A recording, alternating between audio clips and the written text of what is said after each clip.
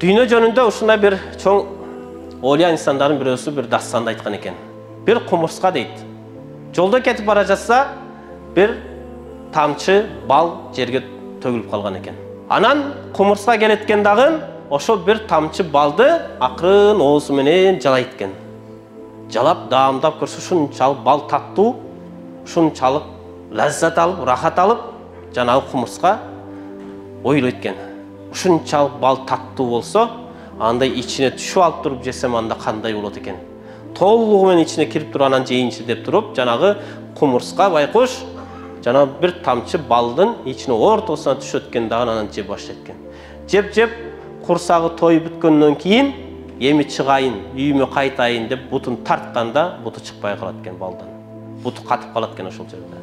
Катып ошол жерден чыкпай, жанагы кумурска өлөт экен ошол жерде. Bundan ibrat ала турган нерсе, адам баласы дейт, бул дүйнө ушундай дейт. Бул дүйнөнүн байлыгы, бул дүйнөнүн мансабы, бул дүйнөнүн алып аткан нерселерибиз, пайдаланып аткан нерсе ушундай экен, ушунчалык даамдуу көрүнөт экен.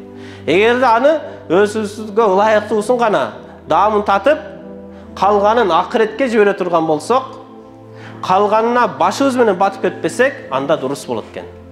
Жок, анан ошол дүйнөнү кууп, ичине толук жана кумурскага окшоп балдын ортосуна түшүп алгандай, дүйнөнүн ортосуна түшүп алып туруп, болгон сайын болсун деп байлыкты топтой берсең, анда ошол кумурскага окшоп халак болуп өлөт экенбиз. Дүйнөбүз толгону менен акыретибиз бош болуп калат экен. Ошондуктан бир туугандар, ушул дүйнөгө мас болбойлу. Бул дүйнө азыр колуңузда бар.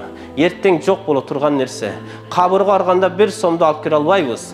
Bir машинен bir күлүчүн алып кире албайбыз. Болгон нерсен бүт баарын денебизден чечип туруп, ак кепинге ороп туруп жиберет ал дүйнөгө. Ушуну ойлонолу бир туугандар. Чындап ыйман келтирсек, Кудай менен жашайлы. Кудайдын каалоосу менен жашайлы.